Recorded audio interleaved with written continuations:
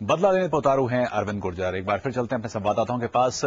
ग्वालियर मौजूद हैं विजय। आपसे एक बार जानना चाहेंगे, जिस तरह मैंने बात की थी दिनेश से कि क्या इनके बीच में जो एक तरह से दुश्मनी है वो क्या वजह है। जिस तरह से अभी अरविंद ने कहा कि कुछ भी हो जाए जाति को लेकर हम अपना समझौता नहीं करेंगे और ऐसी जंग छिड़ जाएगी जिसमें शायद अभी तक ऐसा ना हो। जाति काउंट करती है या इलाके का काउंट करता है, क्योंकि मुस्लिम है या फिर अगर दिखा रहे थे कि निर्भय ने जिस तरह की शर्त रखी थी वो शायद एक वजह है कि अभी तक वो समर्पण नहीं कर पाया। इटावा का कौन कौन सा इलाका अगर देखा जाए, क्योंकि आप गए हैं बिहाड़ों में और निर्भय से मिले हैं, इटावा का कौन सा इलाका, जसवंत नगर, औरैया या कौन सा इलाका है जिसमें उसका दबदबा अभी भी कायम है या फिर बाकी गिरोहों का कायम है?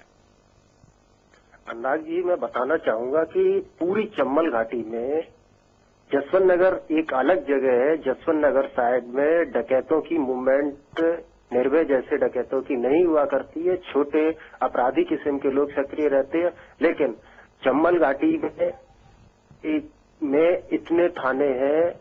बिहड़ में तकरीबन 10 थाने पड़ते हैं, 10 प्रभावित इटावा के। उन सभी थानों में निर्भय गुर्जर की एक तरीके से ये कहा जाए सक्रियता रहती है। दूसरा, गुर्जर जाति के जो लोग हैं वो प्रत्यक्ष और अप्रत्यक्ष रूप से निर्भय गुर्जर और उसके साथियों को सहयोग और समर्थन देते हैं। इसी वजह से निर्भय गुर्जर अभी फिलवक्त पूरी तरीके से सक्रिय है और उसके गिरोह की संख्या दिन प्रतिदिन घटती और बढ़ती रहती है।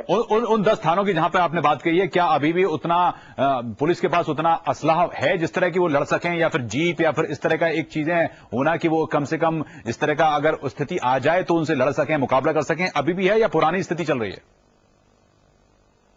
अनुराग जी, इटावा की जो स्थिति अगर हम बात करें तो थानों में अत्याधुनिक हथियारों की बात तो अलग है, पुराने हथियार ही हैं, लेकिन पुलिस ने कुछ अपना नेटवर्क इस तरीके का बना रखा है जिसके चलते पुलिस निर्भय गुर्जर और अन्य डकैतों के खात्मा करने की बात करती आ रही है।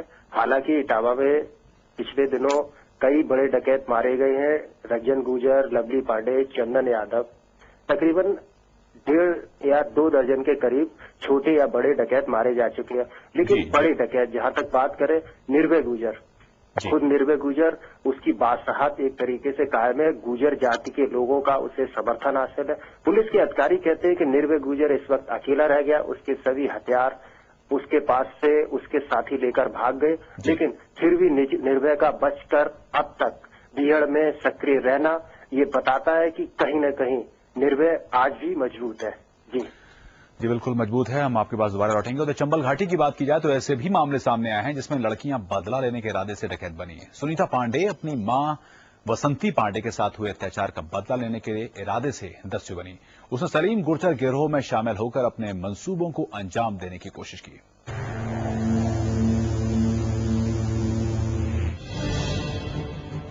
निर्भय गैंग की कुख्यात डकैत रही बसंती पांडे की बेटी सुनीता ने अपनी मां के हत्यारे को सबक सिखाने के लिए चंबल के बिहड़ों में कदम रखा।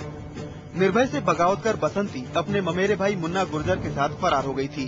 तब निर्भय ने दोनों को मौत के घाट उतार दिया। अपनी मां की हत्या का बदला लेने के लिए सुनीता ने सलीम गुर्जर से हाथ मिलाया, लेकिन वो अपने मकसद में नाकाम रही, क्योंकि 15 मई 2005 को इटावा जिले के बिठौल इलाके के बिहड़ों में वो पुलिस के हत्थे चढ़ गयी। ये बताते हैं इसकी माँ थी मुन्नी पांडे, जो निर्भय गैंग में रही लगभग 10 साल। उसका मर्डर कर दिया। निर्भय का भांजा से लेके चला गया था, बुआ का लड़का भाई। तो निर्भय ने मुन्नी पांडे और मुन्ना गुर्जर दोनों का मर्डर कर दिया। तो उसका बदला लेने के लिए ये सलीम गैंग में चली और लगभग पिछले 3 साल से गैंग में लगातार सदस्य के रूप में काम कर रही थी। पुलिस बताती है कि सुनीता ने भले ही